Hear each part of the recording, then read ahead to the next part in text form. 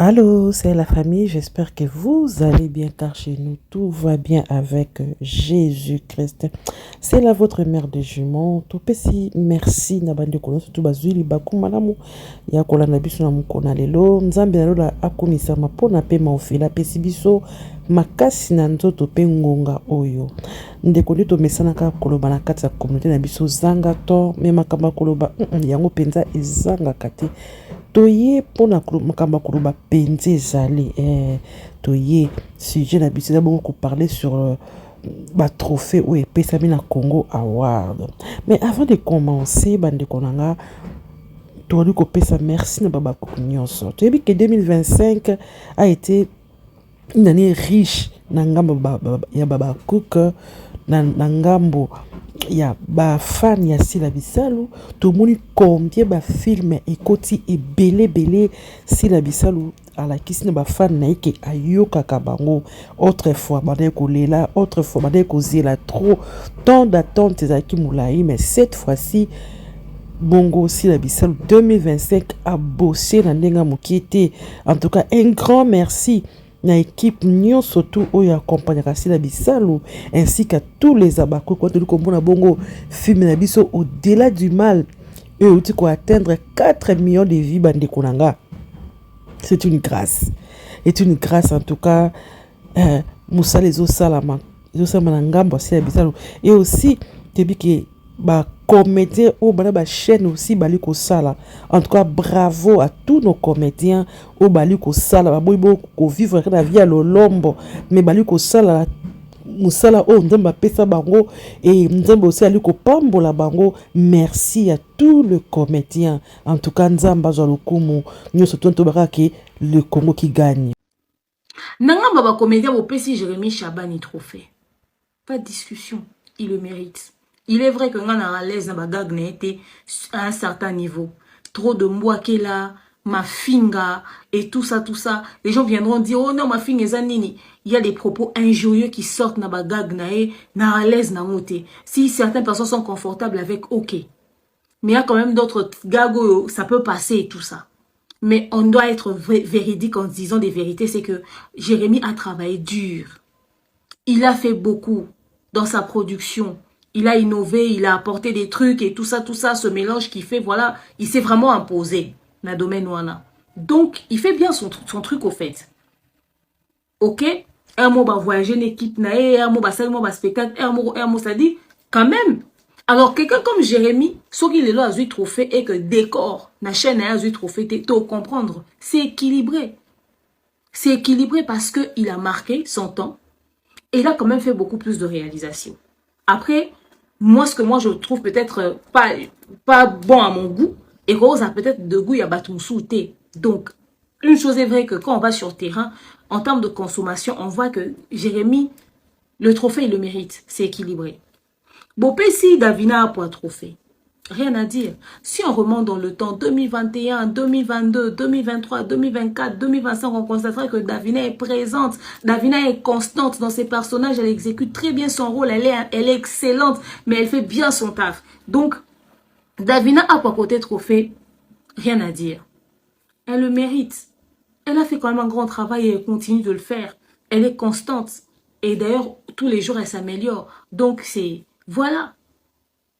Maintenant, na parti yo tozo évoluer na mambo trophée to comme na niveau que nous pesi ralia trophée.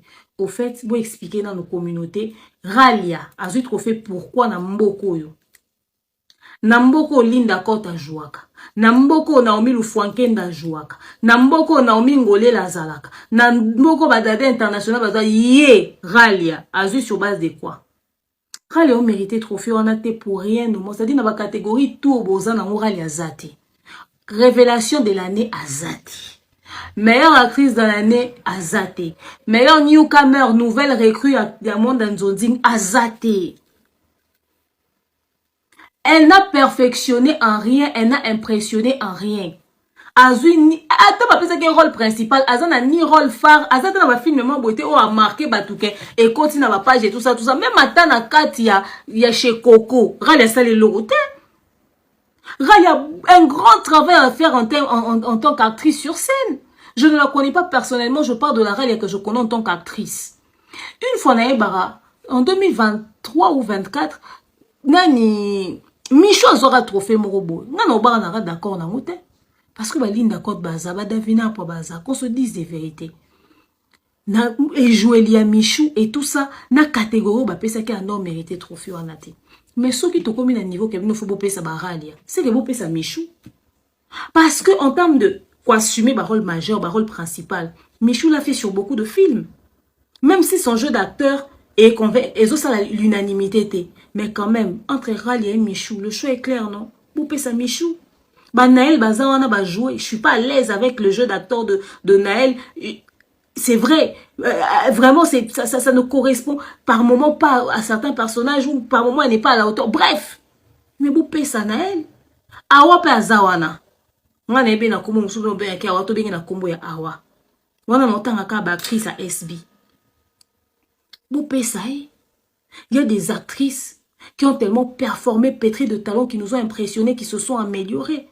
Qu'on a vu constamment sur scène, que ma scène a mon côté petit n'a pas joué, que quand même exécuté un personnage à mon beau pesa Nel, beau pesa Michou, beau pesa awa. C'est-à-dire si comme Nel ba Michou bazamba awa baza beau pesa moralia à un moment donné. Et si quand Linda Côte aza, bino beau pesa ralia. Et si quand Naomi Lufuanke ndaza. Ce qui a été fait beau pesa dans la catégorie révélation de l'année, mais tout ça intégral. Bino bota intégra wana te. Bon on a intégra assumera ba personnage n'a été. Intégra assume tout type de rôle déjà. Rôle principal, second rôle, figuration, à exécuter ba rôle n'est correctement. Bah c'est quand monsieur kotara pata na ba page. Bon on a un jour raté. Est-ce que vraiment bazu intégra ba tia, bazu ralia ba tia awa. Bon on a trouvé bon pesa intégra mais bon pesa ralia. Ah quand même à un moment donné, il faut aux honnêtes. Pour une qu'on faire peur de crédibilité à trophée na binobo. Pour ni ko rabaisser niveau trophée na binobo. Ba Naomi Mukanya narcodis bazali bo pesa moralia. Non. J'ai une fille qui m'a épaté dernièrement. Na banda hôtel bien té na sur 4 films et je me suis dit oh, ils ont un bateau to tia katin. Elle s'appelle je pense Stéphie. Azam dinga bo pembe a outo jouer rôle principal et pas grâce aux zolo na film asuka grâce aux zolo awa. Azam mwana dinana. Ah j'aurais pas ya din. Azam pembe binga ba outo kata suki. Je pense que c'est Stéphie. Elle m'a impressionné, elle m'a épaté. J'ai vu 4 de ses films, mais je pense que waouh! Mais elle est incroyable. Les filles, wana, sous vos PC trophées, pour une place à Ro et à Ralia, est-ce qu'ils sont injustes? Ils sont injustes, ta. Vos PC bateau, bah, mérité. Bah, ça, moussa, ma casse, bah, vous avez trophée. Bateau, bah, ça, moussa, ma casse, bah, vous avez trophée, te. Hein? Bah, Chris, bah, c'est belé, ou bah, performante, qu'on les Ralia, wana. Pour ni, bah, vous trophée, te. Botara Linda Côte na soni toni. To botara tegra na so. Na Linda Côte na mati. Toke na tegra. Ça dit, bah, vendisi tegra, bah, vendisi ralia. Non, quand même. Non. À un moment donné. Ça dit, bon, ça, la bilo, est équilibré. Bon, ça va trophée pour que, bah, oh, bah, zuité, n'am conscience à moment milo, bah, je dois travailler dur pour que la prochaine fois que ça soit moi. C'est ça, au fait. Tolingi, elle a une motivation pour n'avoir que n'a travaillé dur pour que l'habitant, bon, PC, ça la nenga. C'est ce que nous voulons avoir comme résultat. Et nous, on va distribuer l'église catholique, sélection les rapports dans mon la communion. Ça on appelle ça mon sur communion. Et ça va donc soyez tellement c'est libre ma bébé pécioté. C'est-à-dire même critère on met la communion les rapports un critère à trophée aux artés.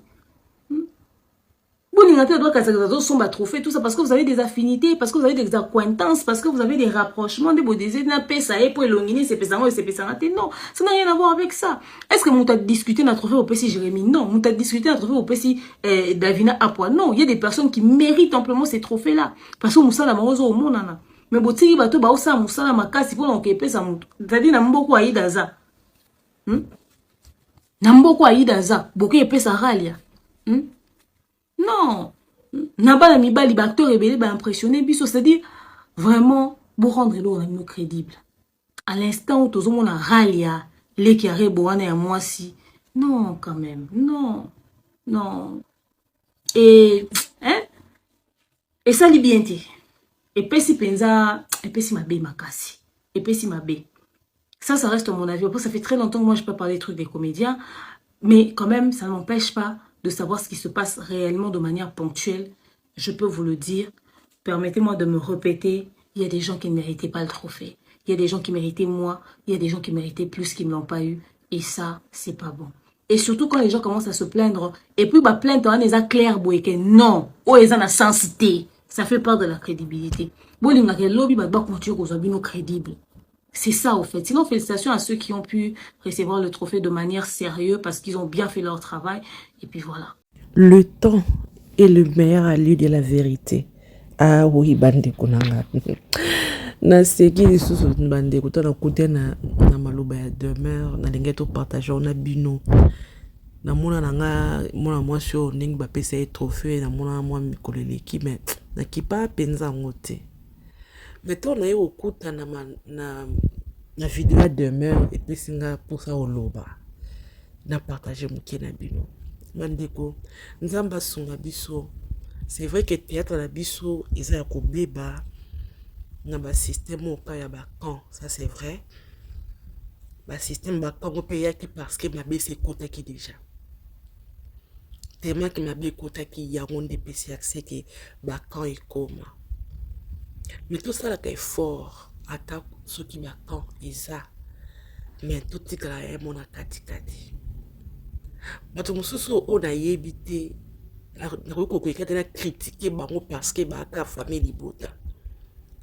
Tu peux monter la famille libota ko critiquer ka te to ka monter na za bakoko faut qu'on a critiqué. Bande konanga. To moni 2025 on ndenge lekili to moni. To moni comment bana ya SB ndi basali misala même bino baba koko ba moko ba ke non ba vanda ka te ko tambola bon parce que ba sali depuis l'année passée 2024 ba côté 2025 ba travailler et bana SB ce que moni ba extrait de ba film te ki ba jouer que bon mona bango na ba activité musu professionnelle encore o eza bongo ta musu ko la publicité lo komo songolo pakala bon mona bango bazala ki penza.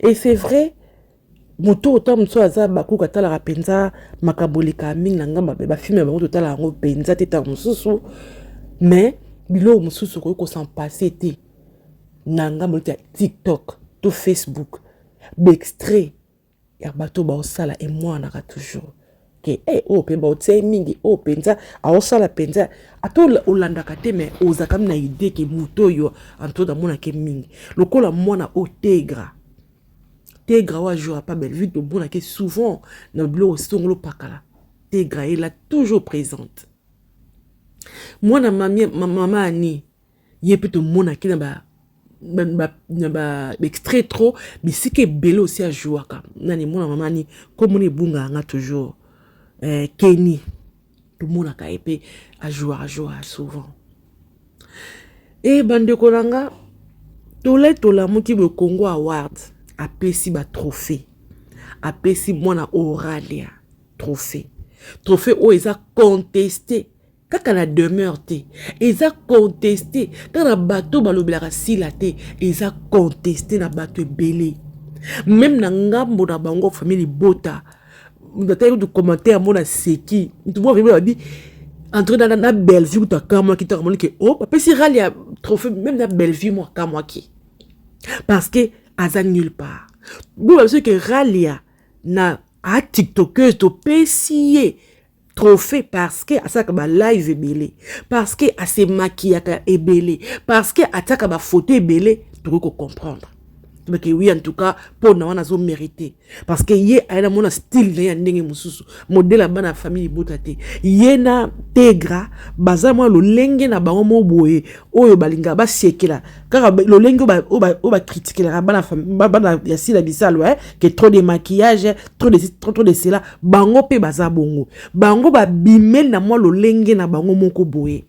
Mais mande konanga yonto musu bako pesa ita musu trophée bike bano bon pe ako se distinguer na bana bashona mususu parce que a kitoko parce que asa ko se mettre en valeur peut-être bongo mais pour na talent que yende ali bongo étoile montante a te Congo Award place sur la penda échec aux yeux loroté pe loko na bino et sous na valeur te parce que bino bo kitisi yango Non pas parce que banasi ebisa ba zuité, mais parce que bino moko bo pesa ngo valeur te, parce que moi na biso tegra en tout cas na obo pétélé comme trophée à mériter en côté. J'espère que ba critique o boko tenir compte na ngo pour que la prochaine fois bo sa musa na bino ndenge sengeli ndenge tolu ko ba soki musala yekende bien, c'est le Congo qui gagne. Aimez vidéo, commentez, partagez. Bye bye.